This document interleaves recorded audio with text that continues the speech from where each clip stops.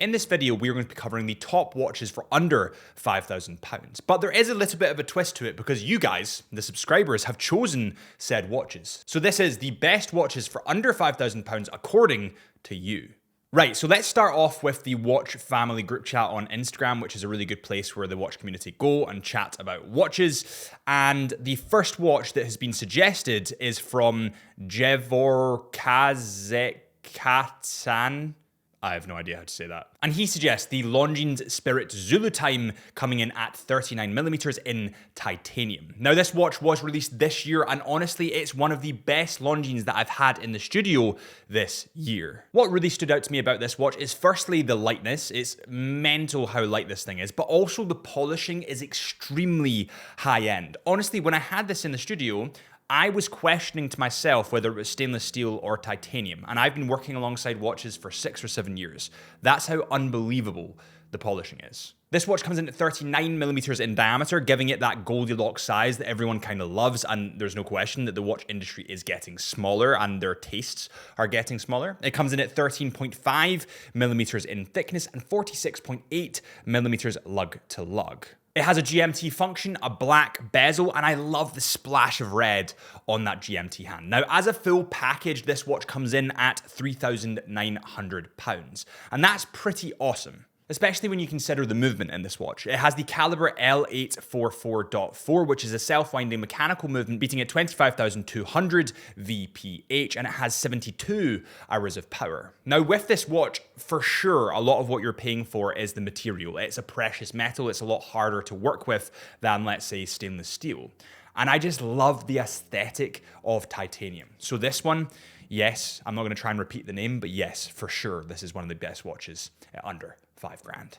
As Forward says, Longines Zulu Time or Tudor Pelagos 39. The Longines Zulu Time, yeah, absolutely, coming in at 39mm, but you do have the option of a 42mm variant. I don't want to touch on this too much because we've just gone over the titanium version, but honestly, Longines this year especially, and also last year, have just been killing it. I mean, they had the Longines Hydro Conquest GMT, the Longines Conquest Chrono, the Longines Conquest. They've just had every single release that they've done is just been a banger. Now, for the basic Zulu Time, not the titanium Zulu Time, you're paying £3,000. So it is a big decrease to the titanium Zulu Time, and you do get a lot for your money. You get a complication of a GMT hand. It's stainless steel. It has a pretty awesome movement.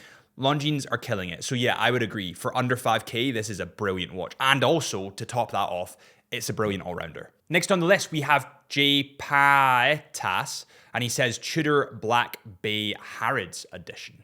I would actually disagree here. And the reason that I would disagree on the Harrods edition is, one, it's not Kosk and Metas certified like the new Black Bay monochrome. Two, you are paying a little bit extra just because it has that Harrods logo on it. And three, this was meant to be a limited edition run. Tudor were meant to do limited numbers of this watch because it's still numbered on the back of the watch. And instead of discontinuing it after 1 or 2 years with the numbered edition, they didn't do that. So they've just continued the production of this watch. I think the Tudor Black Bay Heritage is an unbelievable watch, and I actually have one of those watches. But when you compare it to, let's say, the Tudor Black Bay Monochrome and what you get for that watch, I would say that's better. So on this one, I'm not sure. Right, next on the list, we have another Tudor. By the way, Tudor are winning at life. The amount of Tudors in this video is crazy. So Jake Plan 4 says Tudor is king under 5K. My vote right now, the Tudor Pelagos FXD GMT. Yes, the new FXD GMT that everybody went crazy about. What I love specifically about this watch is the fact that it has those fixed strap bars. It's such an amazing point of difference to other watches that you just don't see every day, and something different in the watch industry is quite hard to come by. This watch comes in at 42mm in diameter, so it is that little bit bigger. It is a little bit chunkier. It's very, very light because it's in titanium, and it also comes in at 12.7mm in thickness, and it houses a Kosk and Metas certified movement. The movement in this watch is the manufacturer caliber MT652-U, which is Kosk and Metas certified, and it has 65 hours of power. It's waterproof to 200 meters, and this is the Tool Watch's Tool Watch. It is so rugged, so robust that it's absolutely phenomenal. Now, it does come in at £4,000, and that's with a NATO strap. And I would like to see a bracelet for that price from Tudor, if I'm totally honest. I think that would be awesome. With that said, you can't find any other watches that are Coscan Metas certified for around about the £4,000 mark. Tudor just own the landscape. They are one of the best watches for under that price. So I've got to agree here. It's awesome. One thing I was actually really nervous about when getting this watch into the studio was the difference in the lume, because the bezel has a different lume to what's on the face of the watch. I thought one would be brighter than the other, and it'd just be a little bit of a mismatch. But as per usual, the renders online look nothing like it is in person. Honestly, the lume on this thing is unbelievable. And you see the tanned beigey hands that you see online. In person, they're not as tanned and they're not as beigey. They're actually a lot more palatable. So this watch in person, what I'm trying to say is it's sexier in person than it is in renders. And in renders, it's very sexy as it is. So that's a statement. P.M.23 says pre-owned Omega Seamaster 300 meters. The day that I don't have the King on is the day that someone talks about the King. Yeah, I would agree. So with the rubber strap on the Omega Seamaster, you're talking about 5,300. So it's just above that 5K mark, but you can't deny that the King is the King because it rules all. It is, as I would say, the King. The Omega Seamaster comes in at 42 millimeters in diameter, 13.6 millimeters in thickness, and 49.9 millimeters lug to lug. It's water resistant to 300 meters, and of course has that helium escape valve on the left-hand side. That helium escape valve, which personally I love, but I know it is a little bit like Marmite to people. Yes, I think this is a brilliant all-rounder. Speaking from personal experience, this watch has literally accompanied me everywhere. I've changed it from a rubber strap to a NATO strap to a bracelet. I've had everything on this watch. I love this watch. This is a brilliant example of the King being the King. Oh my God, guys, the amount of Tudors in this is Okay, here's one. Tin_S Quivel, and he says Grand Seiko SBG M221.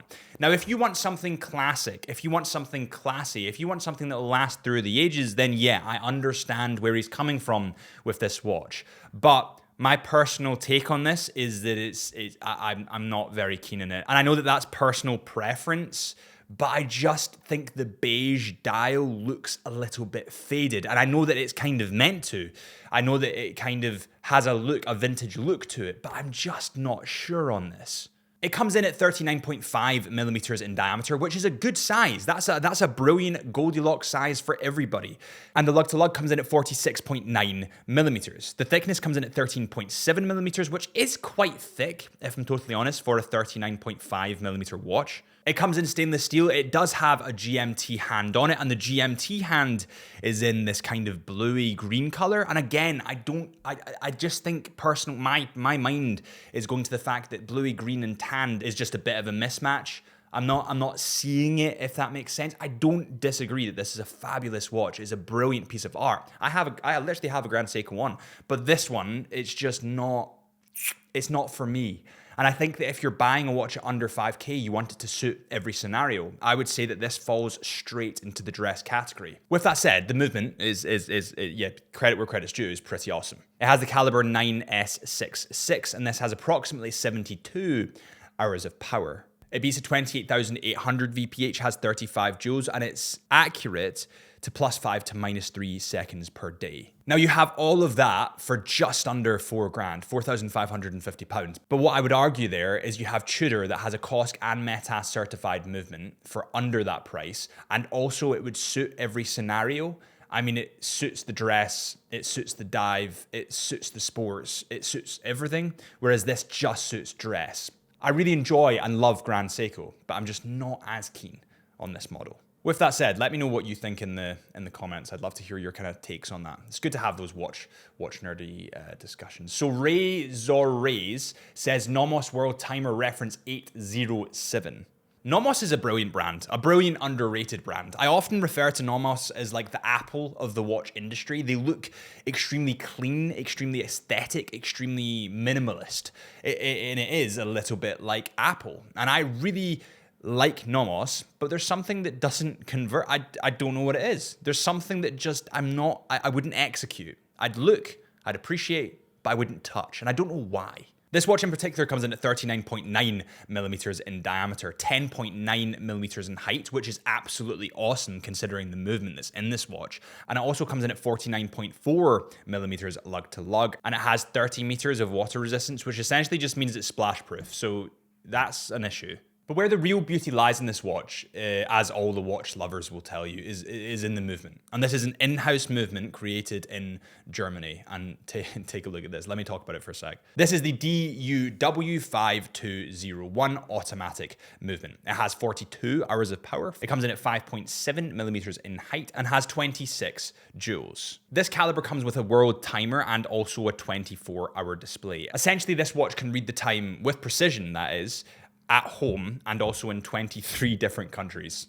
I mean, like, Jesus God, that is insane. All of this comes in at £4,820. Yes, I think this is a brilliant option for under 5K, but just like the Grand Seiko, I would argue that this is that little bit more dressy. It is for watch nerds, watch enthusiasts, which isn't a bad thing.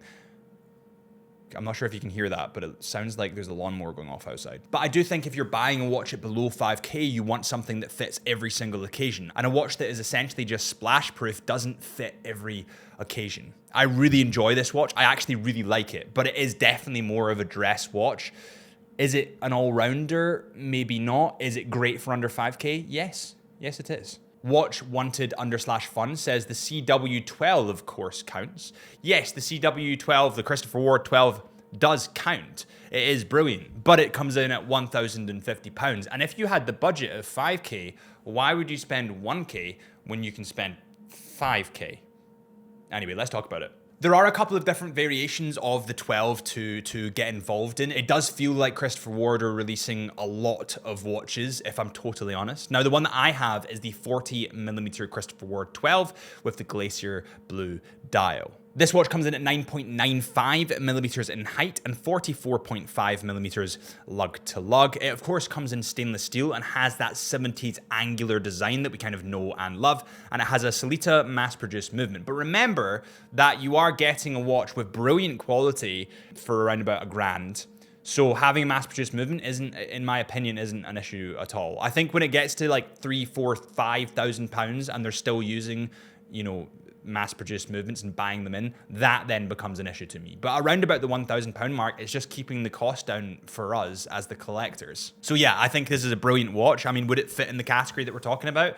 Maybe not, but hey ho, it's good. Okay, fantastic MRQ said tag Heuer monocle. I love the monocle. I love the history, but it's too expensive. I think the monocle comes in at around about £6,000 to £7,000. So that is excluded, unfortunately. Russian _Olgarch69 says Cartier tank. The Cartier tank is an absolutely brilliant watch. The fact that the Cartier tank was actually designed on a French military tank during the war is absolutely unbelievable to me. With that said, when you go for the automatic variants of the tank, you are talking around about £6,000. Whereas the quartz variants are around about £3,000–4,000. I would argue that you can get a fully automatic Coskin Metas certified movement watch for £4,000. So at under 5K, where you can only get a quartz in Cartier, even though I do love the brand, I'm not sure it's as good a purchase. Let me know what you think in the comments. Next up, we have mate Kosovix.hun.401, and he says Oris Big Crown pointer date in bronze with the green dial, and then he's put the little emoji saying that he's like sweating because he's all worked up because it's sexy, which it is. This watch is an 80th anniversary edition, and it does come in at 40mm in diameter, but because it doesn't have a bezel, it does look that little bit, it kind of spreads a little bit more on the wrist, so it looks a little bit bigger. And there's a ton of history when it comes to Oris. I love the fact that Oris is kind of more of a standalone company comparatively to like the Swatch Group or Richemont Group that own a lot of the watch brands.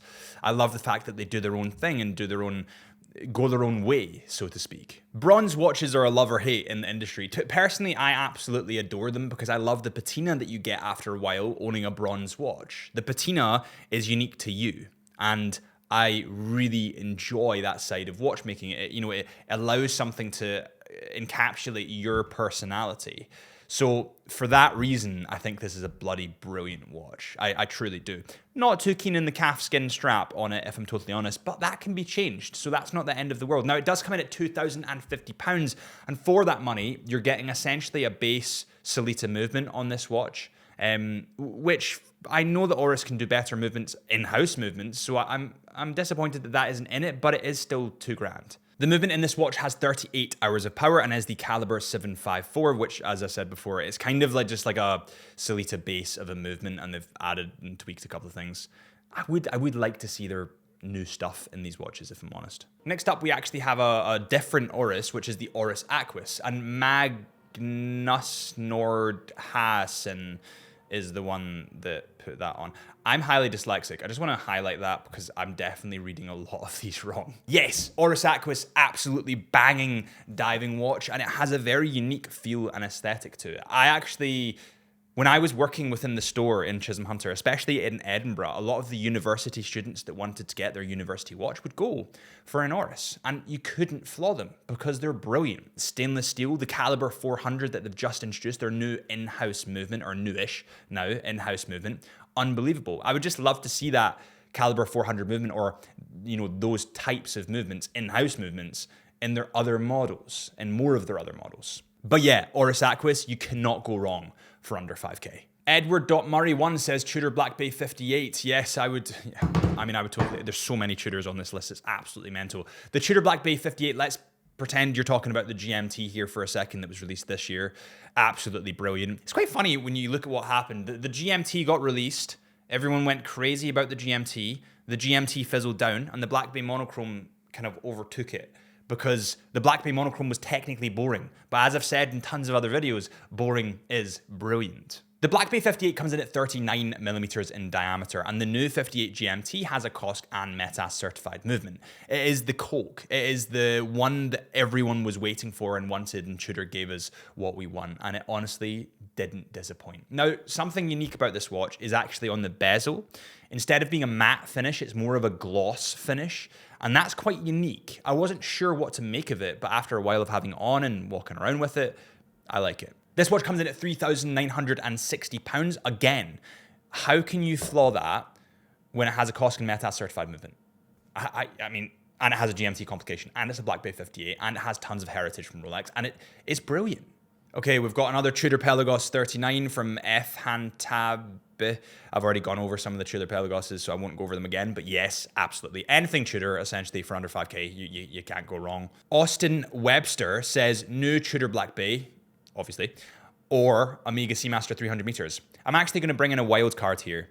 If you want to get a brilliant vintage watch that's been totally discontinued now, and it's unbelievable, the Tudor Great White, the old one with the stainless steel bezel, you can either get a white or a black dial. Absolutely unbelievable. And it's for under 5k most of the time. Jedra says Tudor monochrome. Yes, absolutely. We've already gone over most Tudors. IGCC994 says Black Bay 58. Yeah, I agree. Deposis says Tudor Black Bay Metas. Yeah, I agree. Jeez. I mean, I could keep going, but this video is going to be very, very long. So I really hope you've enjoyed. If you did, please hit that subscribe button, or follow our Instagram at Chisholm Hunter Watches, or my Instagram at HP Lifelines, or our podcast at Into the Mind Podcast. And I'll see you guys real soon.